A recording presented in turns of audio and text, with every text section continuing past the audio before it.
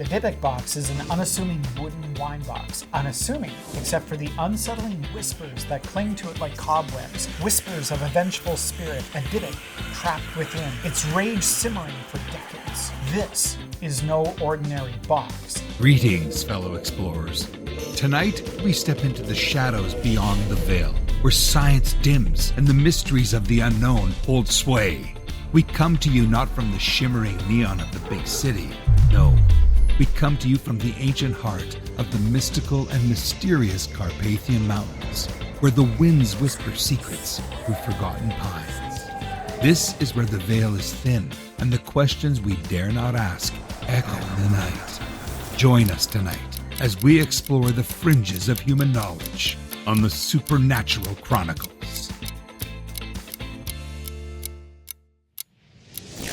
Legends swirl around the Dybbuk Box, its worn exterior hinting at a life far exceeding its current dusty state. It is a harbinger of nightmares, a conduit of misfortune, and a chilling reminder of the horrors that can lurk in the most innocuous of objects, each of its owners adding their own macabre verse to its chilling narrative. They speak of nights spent in paralyzed terror, of whispers slithering into their dreams, of unseen hands reaching from the shadows. They speak of financial ruin, sudden illnesses, and a sense of dread that clings to them like a shroud. The Dybbuk Box, a malevolent specter in disguise, waits to unleash its unholy wrath upon the next unsuspecting victim. The box's origins are as murky and elusive as the whispers that relentlessly cling to it. Some claim it belonged to a long-past Holocaust survivor, forever stained by the horrors that he had witnessed. Whispers from the box hint of a final frantic attempt by him to sell the box before succumbing to an unexplained illness, with his desperate plea echoing through the generations. This box holds darkness. It brings you suffering. Take it. Others trace it back to a small shtetl, a small Jewish town in Eastern Europe, where a tormented family sought the help of a renowned local rabbi. The exorcism ritual, shrouded in secrecy, ended abruptly, leaving the rabbi shaken and the Dybbuk, so the legend goes, trapped within the ornately carved box. The truth, like the box itself, is a dusty tomb with missing pages, each turn revealing more questions than it answers.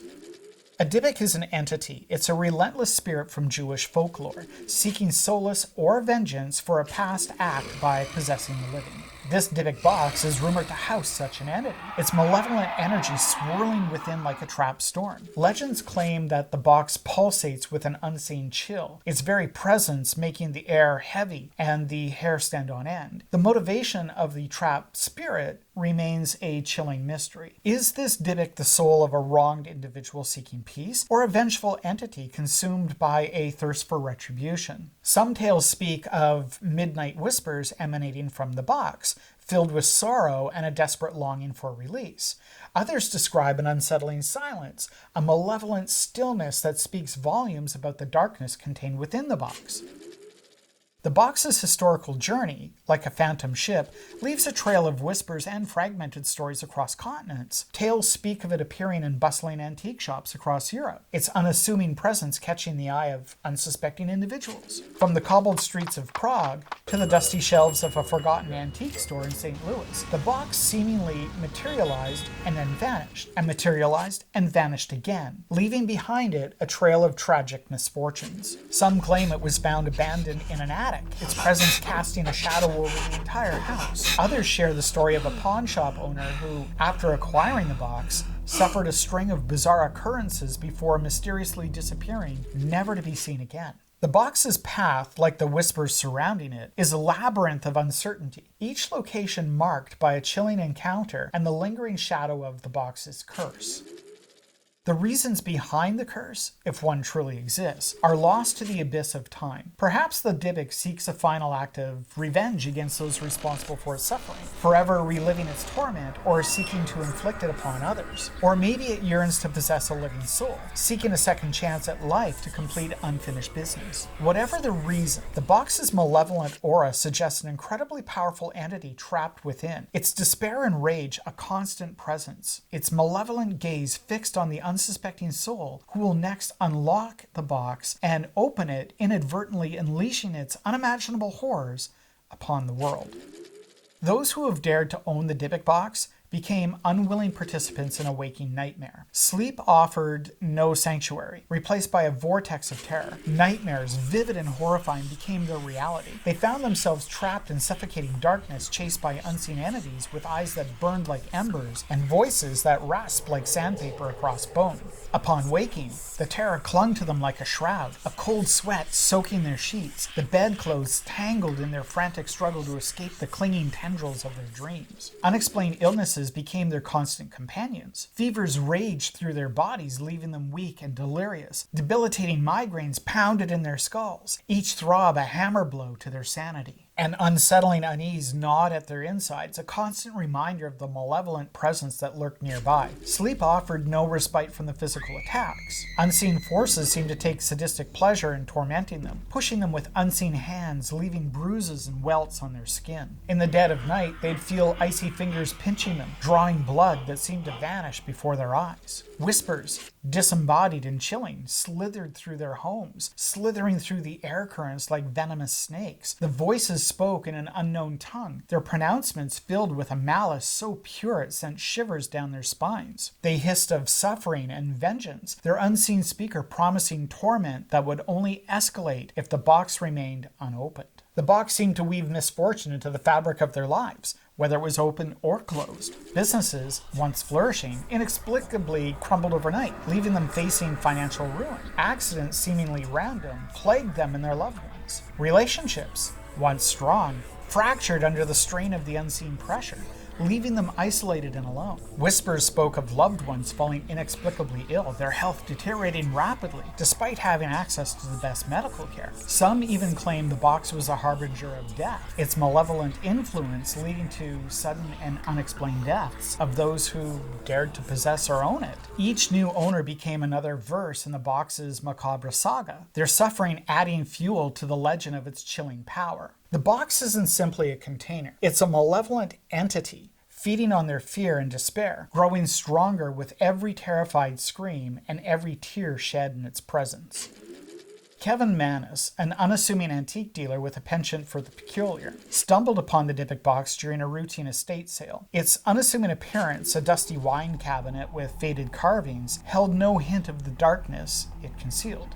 So, unaware of its sinister past, Kevin was captivated by its aged beauty and unknowingly set himself on a collision course with a malevolent entity. What started as occasional insomnia soon spiraled into a relentless terror. Sleep offered him no escape, replaced by a suffocating darkness punctuated by flashes of the grotesque. Hushed whispers, faint at first, began to slither through his dreams, morphing into chilling pronouncements in an unfamiliar tongue. Upon waking, a cold sweat would cling to him. The sheets were tangled in his frantic struggle against the unseen, and the whispers would continue even in the daytime. Disturbing occurrences became commonplace.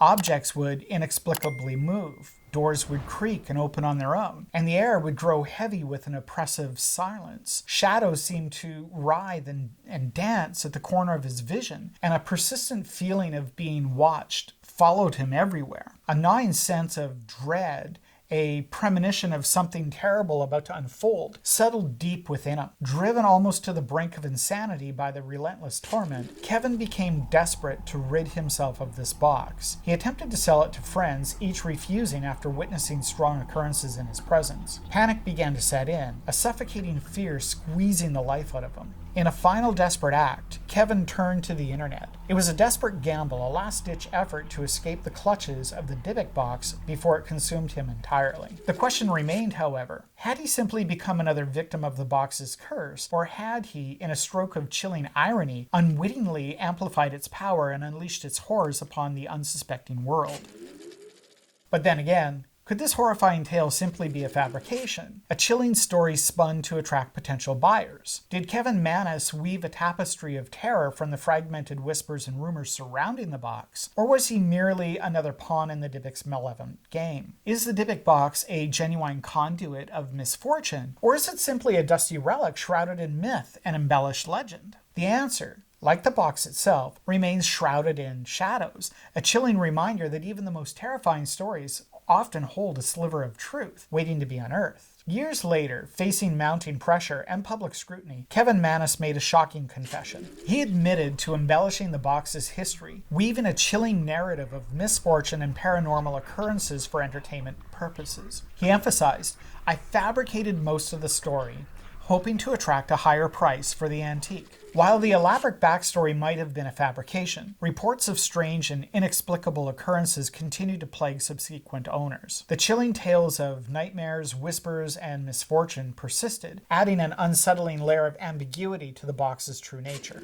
It was almost as if the box itself, once the object of Mannis's embellishment, now held him accountable for his actions. The line between truth and fiction blurred, leaving an unsettled question. Did Mannis, through his fabricated story, inadvertently amplify the box's very real power? Or was his story closer to the truth than he dared to admit?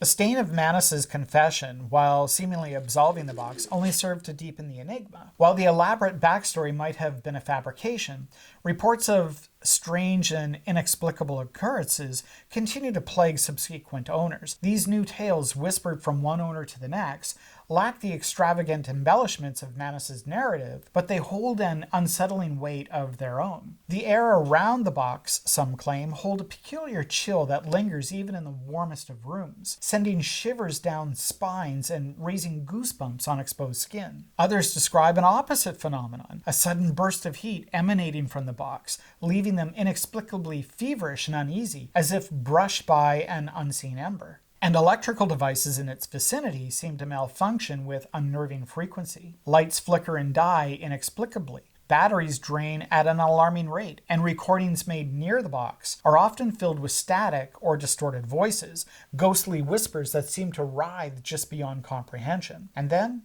there are the sounds.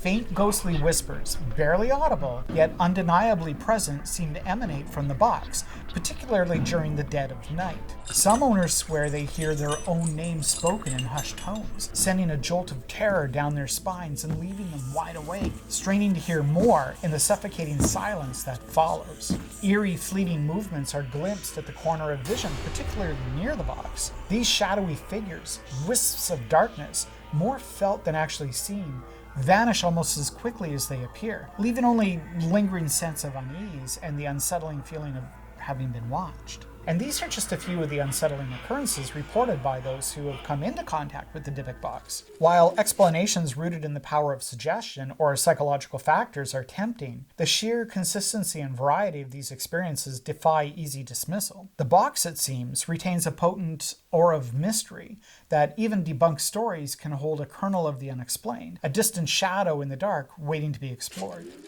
Today, the Dybbuk Box currently resides at Zach Bagans' Museum of the Occult in Las Vegas, a final resting place where it sits under a watchful gaze. Visitors drawn by its chilling allure peer through the glass case, some dismissing it as a relic of superstition, while others say they feel a cold sweat prickling their skin despite the controlled museum temperature. The box itself remains rather unassuming, its worn exterior kind of a stark contrast to the storm of ghostly whispers and stories it carries. Yet, even in its glass prison, it seems to hold a chilling presence, a silent sentinel guarding a legacy of both truth and fabrication. As for Zach Bagan himself, the museum owner, he's a man shrouded in his own layer of mystery. Some say he acquired the box for its historical value. Others whisper of a morbid fascination bordering on obsession. Whatever his motivations, one question lingers in the air, heavy and suffocating. Will the Dybbuk Box remain content with its museum display, or will it find a way to breach its glass confines? So what do you think? Is it a hoax or is it real? Leave your comments down below and don't forget to subscribe. Be sure to click the like button for more videos just like this one. This has been the Supernatural Chronicles. As the Carpathian night fades, many more mysteries remain. Be sure to subscribe, like, and share, and visit us online at www.supernaturalchronicles.com. Until next time, good night.